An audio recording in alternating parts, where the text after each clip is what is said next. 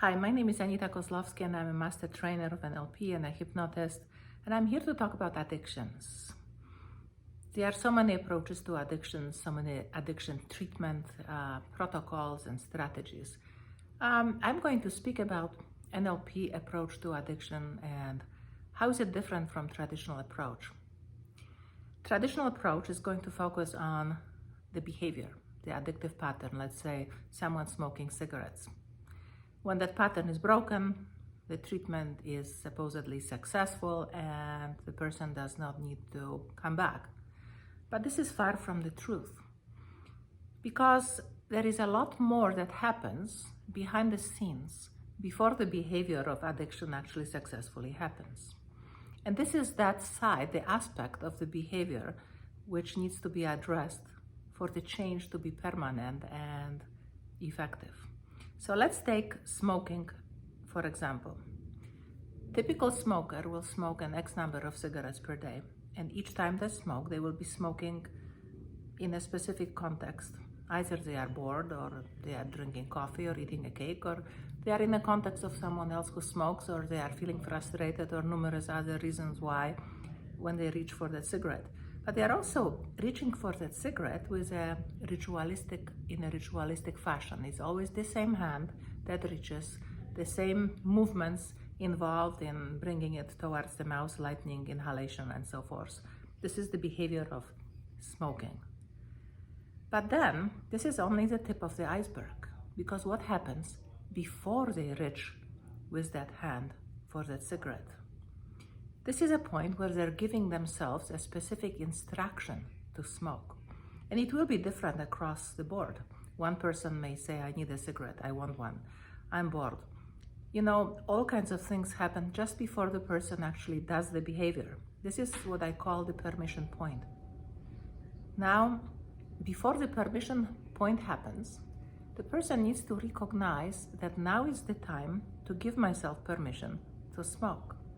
And this is where things get really interesting, because that moment of recognition is usually feeling a trigger, some kind of an internal trigger, which we call anchors in NLP.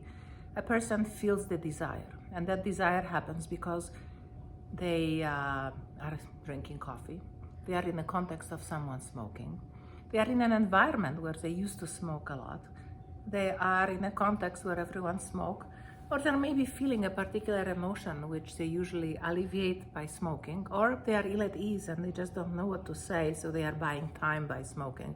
You know, there is a whole variety of things that happen at that moment when they recognize that now is the time to give myself an instruction to actually smoke. Now, that recognition is a trigger, it's a moment of emotional trigger that happens within a person. It also happens in a context of external context where they exist. And each smoker will have a very different set of internal or external contexts.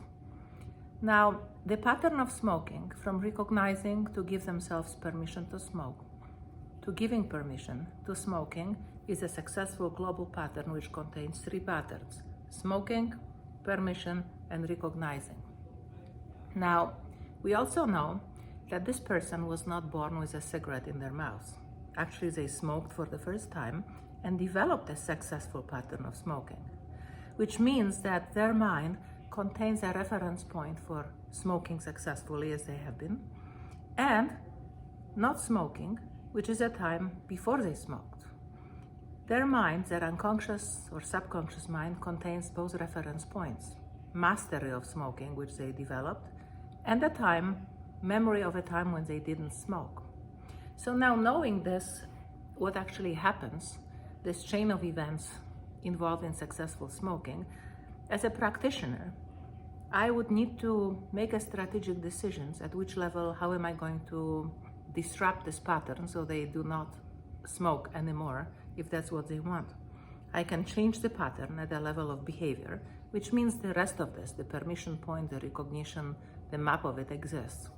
This means that even if they stop smoking, the chances of recovery, smoking again, are very high. At some point they will revisit and start all over again because the engine is intact, or they will replace it with something else like drinking or shopping or multiple other things they could be doing, just because the engine that drove the smoking remains.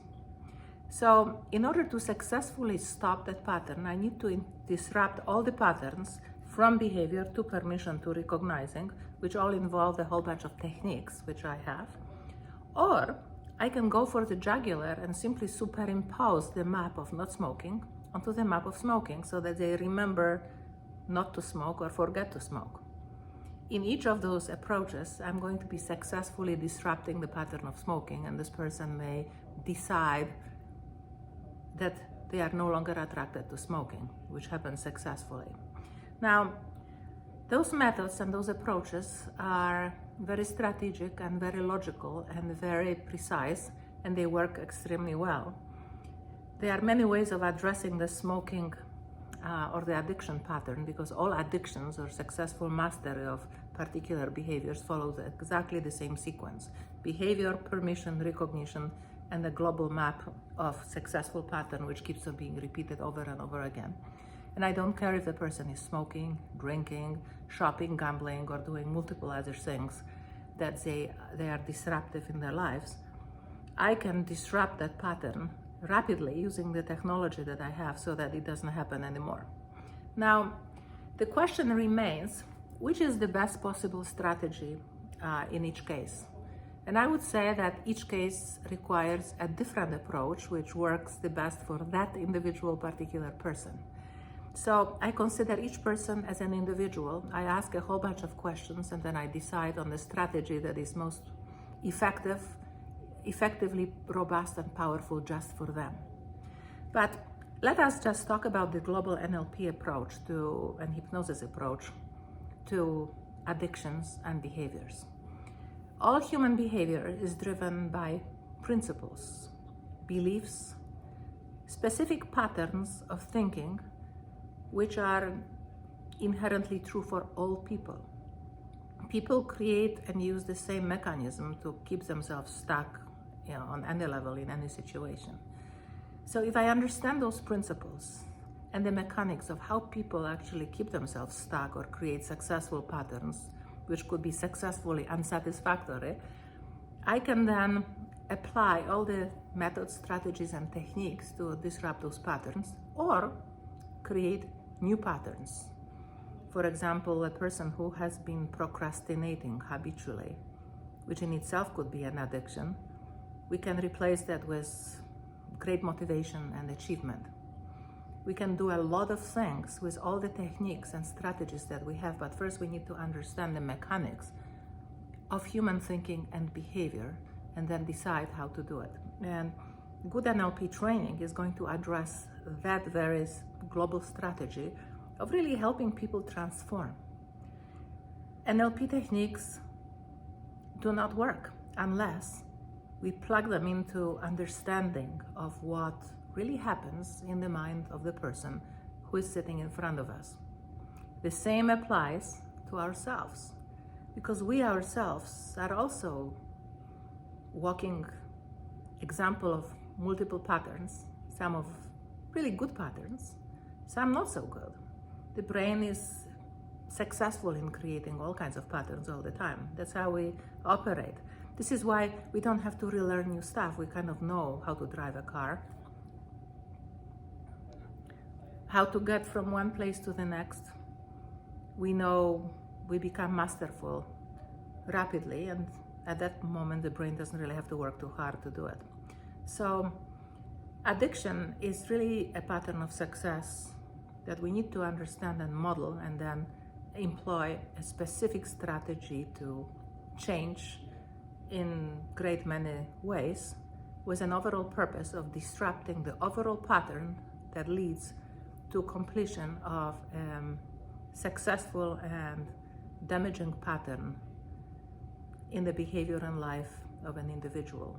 And good NLP training is going to address that very aspect and make sure that practitioners who leave the training are able to just that, able to practice the methodology in a very real context, become strategic, become creative, become flexible, and most importantly, curious about how to elicit that change elicited with verifiable, measurable, and powerful results, and be curious enough to explore the range that all these amazing NLP techniques actually offer. If you are interested in taking NLP training or discuss strategies or working with clients or how to enhance your coaching practice, give me a call. You can create a link. You could actually access the link on my website, livewithpower.com, and make an appointment, and we can book a 30-minute consultation where we can discuss your questions and what you need to address.